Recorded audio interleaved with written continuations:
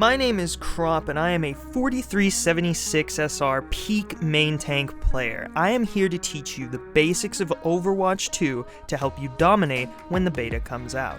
The first concept we'll be covering today is trading. This will serve as the groundwork, the very basis for how we understand the game. So in trading, you have four main point types. You have neutrals at 0. These are the abilities that don't cost anything usually. Your movement, your WASD, your primary fire. If you're on soldier, it's your shift. Shields and defense matrix don't really count for this because they lie in the next category. Cooldowns. These are your shifts, your E's, defense matrix, right?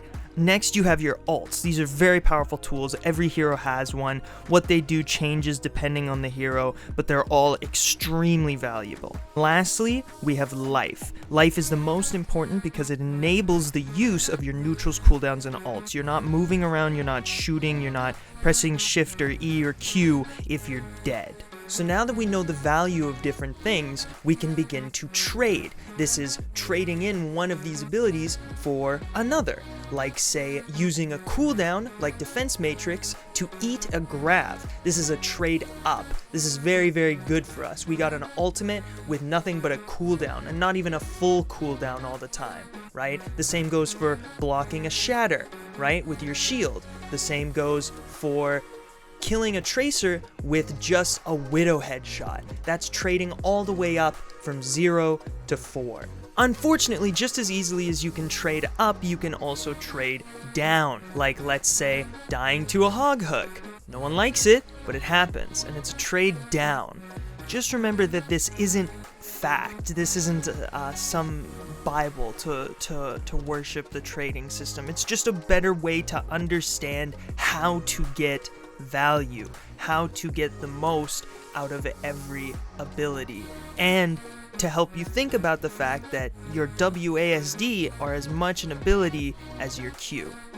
Now that we know all these abilities, we can begin to track them. Tracking different things depends on the situation that you're in specifically. Most of the time you're not tracking someone's primary, right? But if you're in a tracer 1v1, you're timing with their reloads. Maybe the hog has to reload. That's a very long reload. So it's there, it's just very, very small. The other primaries you can track are WASD, but that's positioning, and we'll get into that a little bit later. The main things you want to be tracking are cooldowns. Cooldowns are very good to track. You can track things like a hog hook. Hog hook is a very, very powerful tool. You can track things like an Ana nade or an Ana sleep, right? Another thing you can track are lives, and there are two ways to do this. Both are effective in certain situations. The first way is tracking specifically. So if I were to say Ana cut, Ana down, Ana dead, no Ana, right? Or if they have no supports, I would say no supports. It's specific and gives your team more information. The second method to track life is tracking by numbers. This is less specific. It doesn't tell you the exact heroes that are gone. You'd say something like, we're up 1, we're down 3, we're even. This is to convey more information faster, right? Or maybe you don't know exactly who's dead, but you know how many have died. The most important thing you can track in Overwatch are the enemy ultimates. Now hang on, Krop, you just said the most valuable thing on the scale are lives, but you can't plan a fight around lives. If the players you're fighting are good, they will regroup as 6 players every time, but an ultimate changes based on what was used in the fight. Now, tracking ultimates with Overwatch 2 versus Overwatch 1 is not so different. The main things to keep in mind is that there's only one tank now, there are less heavy bodies to farm ult off of, and tanks give less ult charge. Other than that, tracking ults mainly comes down to practice. Try to track some ults, try to guess what they have based on what you've seen used from the previous fight. Even the pros get it wrong sometimes, so don't feel bad if you make a mistake. A very, very important core concept of Overwatch is positioning, and your positioning directly builds off of your ult tracking. knowing what ults they have. If they have a Grav, you want to play Split. If they have a Sigflux, you want to play Split. If they have Barrage, you're going to be wanting to poke out and watch the Pharah, right? It's all built off of your ult tracking, which is why ult tracking is so important. You don't want to be playing behind your Rein if you know they have Shatter.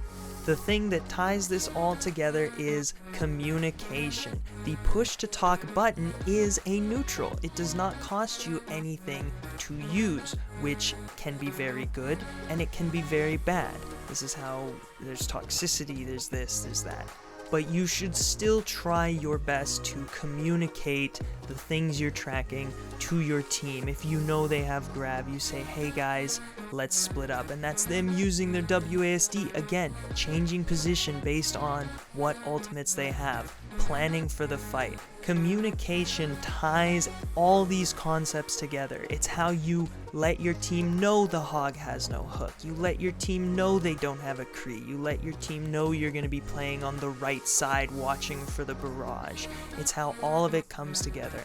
And there will be toxicity, there will be toxic people, there will be people out of voice. You can still calm that they have Grav and you should play Split, and then you go play Split even if they don't. That's the end of this video. Subscribe.